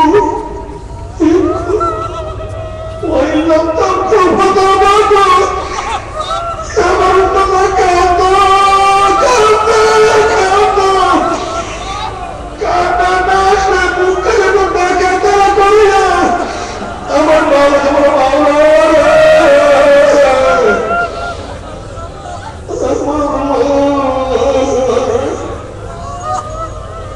বাবা কি বলবো, আজকে আমাদের অনেকের চোখের মধ্যে পানি নাই, অথচ আল্লাহর হাবিব আল্লাহর কাছে দোয়া করে আল্লাহুম্মা আরযুকনি আইনান মিন তাবদিয়ান মিন খাশিয়াতিকা ক্বাবলা আন ইয়াকুনা তামুদামা। মাওলা তুমি আমাকে এমন দুইটা চক্ষু দান করো, যেই চক্ষু তোমার ভয়তে সব সময় কাঁদতে থাকবে, ওই দিন কান্নার আগে যেই দিন চোখের দিকে কাঁদতে কাঁদতে রক্তের কান্না শুরু হয়ে যাবে। عينا يا الله تبكيان على ذنبي، عينا يا الله تبكيان على ذنبي، تناثر أمري من يدي وما أدري أفسوس أفسوس আমার চক্ষু তুই গুনার কথা স্মরণ করিয়া কেন কাঁদো না, আফসোস আমার চক্ষু তুই আমার গুনার কথা স্মরণ করিয়া কেন কাঁদো না চক্ষু, অথচ আমার সামনে আমার চোখের কথা নষ্ট হয়ে গেছে, অথচ আমার সামনে আমার হাতের শক্তি দুর্বল হয়ে গেছে, আমার সামনে আমার দাড়ি বাকি হয়ে গেছে, আমার সামনে আমি বুড়া হয়ে গেলাম, কিন্তু কোনো কিছু হিসাব করতে পারলাম না। বাবা গুনাহ ছাড়া কান্নার মধ্যে যে কি মজা, ইবাদতের মধ্যে কি মজা, ইবাদত না করলে বুঝে আসবে না। আল্লাহু আল্লাহ বাবা একবার আল্লাহ কাউকে জান্নাত কাউকে জাহান্নাম দিয়ে দেবে। বাবা যে যেই পরিমাণ জাহান্নামের আযাব সহ্য করতে পারবে, সেই পরিমাণে গুনাহ করে আমার মাওলার কবরে যাইও। বলতে হুজুর কি পরিমাণের জাহান্নামের আযাব সহ্য করতে পারবো আমরা কিভাবে বুঝবো? বাবা আজকে বাড়িতে গিয়ে নিজের হাত খানা দুনিয়ার আগুনের মধ্যে ঢুকায় দিবা, দেখবা দুনিয়ার আগুনের মধ্যে কি পরিমাণের সময় তোমার হাত রাখতে পারো, দেখবা দুনিয়ার আগুনের মধ্যে 1 সেকেন্ড 1 মিনিট হাত রাখতে পারবা না। তখন মনকে বোঝাবে মন আজকে দুনিয়ার আগুন হাতে লাগিয়ে হাত পরে পায়ে লাগলে পাও পরে, এই সাধারণ আগুনের মধ্যে 1 সেকেন্ড 1 মিনিট হাত রাখতে পারলাম না, কিন্তু জাহান্নামের আগুন সকল আল্লাহ কালামে পাকের মধ্যে বলবো নারুল্লাহিল মুকাদাতুল্লাতী তাতলি ওয়ালাল আফইদা। জাহান্নামের আগুন এত মারাত্মক আগুন, শরীরের যে কোনো জায়গায় লাগার সাথে সাথে দাউ দাউ দাউ দাউ পুড়িয়া কলিজা পুড়িয়া সরকার হয়ে যাবে, ওই আযাব তো কেউ সহ্য করতে পারবো না। কেউ যদি আল্লাহর হুজুর আমার পা বললেন আর গুনাহ কাম করবো না, বাবা খোদার কসম করে বলতে আছি স্টেজে বসে সবাই সামনে তোমার 100 বার পা ধরতে রাজি আছে বাবা, তারপরও গুনার কাজের কাছেও যাইও না। কেউ বলতে পারে হুজুর গুনার কাজ আমি করবো, জাহান্নামে আমি যাবো, আপনি এত ব্যস্ত কেন, আপনি কেন আমার হাতে পায়ে ধরতে চান? বাবা তুমি বিচার করো, তুমি যদি পুকুরের পাড়ে হাঁটিয়া যাও আর যদি দেখো পুকুরের পাড়ে কোন একটা বাচ্চা পানি নিয়ে খেলা করতে আছে, তুমি বাচ্চাকে চেনো অথবা নাই চেনো, তুমি যদি মানুষ হইয়া থাকো বাচ্চাকে পুকুরের পারে না গিয়ে কিন্তু যাইতে পারবা না, কিন্তু তুমি যখন বাচ্চাকে পানি থেকে তুলবা, বাচ্চা তোমাকে লাথি মারবে, কামড় মারবে, গালি দিবে, তখন তুমি বাচ্চাকে বলবো রে বাচ্চা তুমি তো বুঝো না, তুমি পানির খেলার মজা পাইয়া পানির সাথে খেলতে আসো, বাধা দেওয়ার কারণে তুমি আমাকে লাথি মারো, কামড় দাও, গালি দাও। ওরে বাচ্চা পানির সাথে খেলতে খেলতে খেলতে খেলতে আস্তে একটু পড়ে পানির মধ্যে পড়ে যাও, আর তোমার সহজে পানির থেকে উঠবা না। তারপরে আমরাও কোরআন এবং হাদিসের দিশে দেখতে আছি কতকাল নবগার বান্দাবান্দি সিনেমায় মজা পাইয়া, বিসিআর এর মজা পাইয়া, দাড়ি কাটার মজা পাইয়া, জেনা বিচারের মজা পাইয়া, দুনিয়ার ক্ষমতার মজা পাইয়া, খোদার গুনার কাজের মজা পাইয়া জাহান্নামের কিনারে বসে খেলা করতে আছে। আল্লাহ না করুক, আল্লাহ না করুক, আল্লাহ না করুক। এই খেলা করা অবস্থায়, আনন্দ ফুর্তি নাচানাচি করা অবস্থায় হঠাৎ যদি আপনার ধাক্কা মারে আমার ওই ঘুম করে জাহান্নামে পড়ে আমার বাবা, আর তোমার সামনে জাহান্নাম থেকে উঠবা না। তোমরা আমাদের কত গালি দাও, কত রাজাকার, কত আলবদর, কত ধর্ম ব্যবসায়ী, কত টিটকারি, কত টিপ্পনি কাটরে বাবা, সবই কিন্তু আমরা জানি, কিন্তু তোমরা আমাদেরকে যতই ভাবো আমরা ততই তোমাদের পিছনে দৌড়াই, তোমরা যতই ভাবো ততই দৌড়াই, আর পিছন থেকে ডাক দিয়ে বলি বাবা ফেরো, বাবা ফেরো, এ বিনোদন নামাজ কাজা করিস না বাবা, এ বিনোদন মজা সারিস না, এ দাঁড়িয়ে বান্না দাঁড়িয়ে মধ্যে পৌঁছিস না, এ দিনও খারাপ দিনও কোনো যাইস না, এ মত করার মদের মধ্যে চুমুক দিস না রে বাবা, বাবা ফেরো, গুনার খামের কাছে কেউ যাইও না। তবে মুমিন মুসলমান সবাইকে মনে চায় গুনাহ থেকে ফিরিয়া নেক আমল করিয়া মাওলার জান্নাতে সবাই যাইতে মনে চায়, গুনাহগার হইয়া মাওলার জাহান্নামে কাউকে কিন্তু যাইতে মনে চায় না। কিন্তু কেন আমরা নেক আমল করতে পারি না, কেন গুনার কাম ছাড়তে পারি না? এর মূল কারণ হলো আপনার এবং আমার পেছনে নফস এবং শয়তান লাগিয়া রয়েছে। এই নফস এবং শয়তান থেকে ফেরার জন্য যে কোনো একজন হাতখানি আল্লাহর ওলির হাতে হাত দিতে হবে বাবা। খবরদার, বর্তমান জামানায় কোনো পীর মুরিদের নামে ভেজাল ব্যবসা, দলাদলি, হিংসা, হাসাদে পরিণত হয়ে গেছে। সমস্ত আল্লাহর ওলিরা একমত যে পীরের 5 জন মুরিদের মধ্যে কম পক্ষে 3 জনকে দেখবা আলহামদুলিল্লাহ সুন্নাত মুআফিক আমল আকলাক মজবুত হয়ে যাইতে আছে, গুনার কাম ছাড়তে আছে, নেক আমল ধরতে আছে, কলম নরম হইয়া চোখে পানি আসতে আছে। চরমনায় বুঝি না, চরমনার দাওয়াত প্রশংসা প্রচার প্রসার করার জন্য আসে রে বাবা। চরমনায় যাওয়ার তোমার কোনো দরকার নাই, কোনো দরকার নাই, কোনো দরকার নাই। তুমি যার কাছে গিয়া পারো গুনার কাম ছাড়ো, নেকের আমল ধরো, কলম নরম করিয়া চোখে পানি নিয়ে আল্লাহর কবরে যাইও। যেরকম দুনিয়ার ঘরে আগুন লাগে পানি ছাড়া নিভানো যায় না, ঠিক তদ্রুপ তোমার এবং আমার গুনাহ দ্বারা যে জাহান্নামের আগুন জ্বলিয়া রইছে, চোখের পানি ছাড়া কিন্তু জাহান্নামের আগুন নিভানো সম্ভব না। কাজে আমার জন্য দোয়া চাই, আমিও দোয়া করি, সবাই সমর্পণ প্রাণ খুলিয়া দোয়া করো, যেন কিয়ামতের ময়দানে গলাগলি বাঁধিয়া মাওলা একসাথে জান্নাতে যাওয়ার তৌফিক দিয়া দেন। আল্লাহুম্মা আমিন, আল্লাহুম্মা আমিন। ও বারের নামে বড় দুই হাত তুললাম মাওলার কাম দোয়ার পাক সালাম কান্না নাসি মনের মতো মন একদিন এই ঘরের দরজা দিয়ে নতুন বউ হইয়া উঠছিল রে মন। কত মেয়েদের শরবত খাইছে, কত মেয়েদের বাতাস করছে। আবার একদিন এই ঘরের দুয়ার দিয়ে মরা আসিয়া বাইর সেখানে মামা করে, এখানে মামা করে, ওরে মঞ্জু তোমার দিব কত আলে মনে গিয়ে করলো, কত সাদা দাঁড়িয়ে বাড়িতে গিয়ে তোমার হাতে সাদা দাঁড়িয়ে যখন কাপড় তো খুবই লজ্জা হয়ে গেছে। তোমার কত বেগুনা না বলে যাদের পায়ের নিচে ফেরেশতারা পাপকে মিশিয়ে মারে।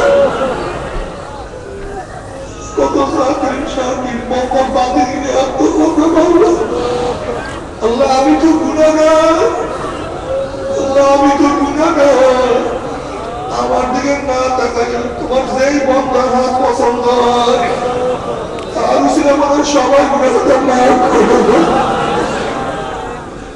তুমি মাফ করবাই না, তুমি ক্ষমা করবাই না, তাহলে তোমার বান্দাকে এখানে কেন নিয়ে আসছো? তোমার বান্দা এখানে কেন আসছো? দুনিয়া পাওয়ার জন্য আসে না, দুনিয়ার তালাশ করার জন্য আসে না, দুনিয়ার বিপদ করে আসে না।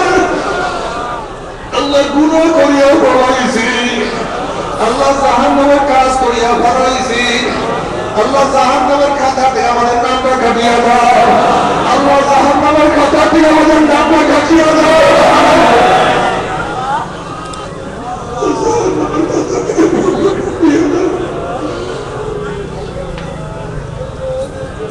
আল্লাহ তোমার বেনমাজি তোমার ঘরে হাত তুলছে, আল্লাহ তোমার জেনাকার তোমার ঘরে হাত তুলছে, আল্লাহ তোমার নাফরমান তোমার ঘরে হাত তুলছে, আল্লাহ তোমার শুয়া তোমার ঘরে হাজির হয়ে গেছে, আল্লাহ তোমার কুত্তা তোমার ঘরে হাজির হয়ে গেছে।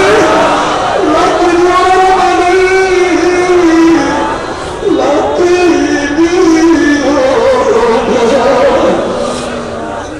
আল্লাহ সন্তান আল্লাহ করিয়া বাবার কাছে মার না বাইরে, মার কাছে মা পরাশা আছে, ভিক্ষু একদম ভিক্ষা না পাইলে অন্য ভিক্ষা হওয়ার আশা আছে।